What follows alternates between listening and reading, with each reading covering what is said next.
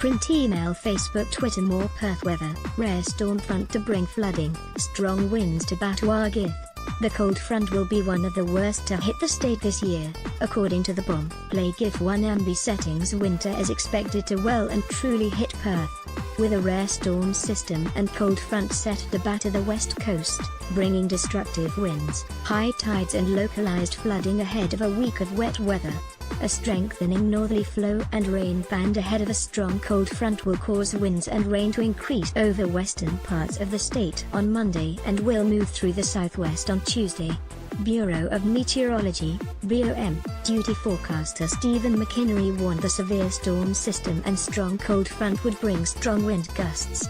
There is a risk of damaging winds of up to 100 km/h as the front moves through on Tuesday morning, with the slight risk that we could see destructive gusts of in excess of 125 km/h in Perth, he said. The Gascoyne region is predicted to be hardest hit, with total rainfalls of up to 100 mm forecast, which could result in localized flooding. The rainfall through the Gascoyne and the Pilbara for this event is unusual for this time of year. For June it's quite rare that you get this type of rain, he said. There is a chance of some localized flooding because of the heavy rain.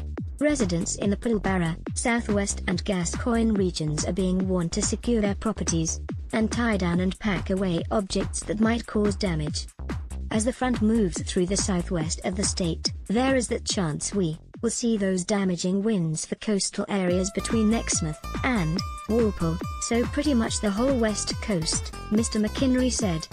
In that type of situation you can often see damage to homes and also damage to trees. While the conditions will not be favorable for surfers because of gale force winds, BOM is warning people not to enter the water in the Geograph Bay region.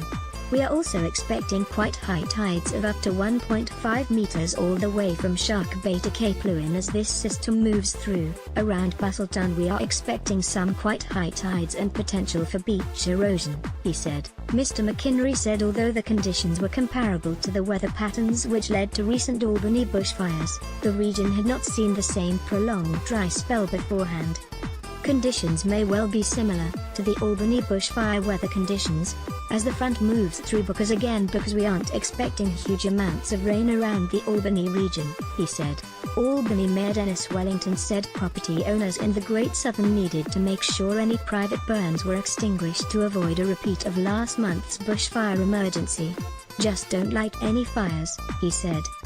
We're told it's the same sort of intensity as the last one with the northerly wind aspect. The west coast will get a bucket load of rain and will get a very small amount as it comes across from that northerly aspect, which we don't get a lot. But we just hope the intensity of the wind isn't quite the same as it was last time. A Department of Parks and Wildlife Service spokeswoman said it had no prescribed burns scheduled when the approaching system is due to hit. Print email Facebook Twitter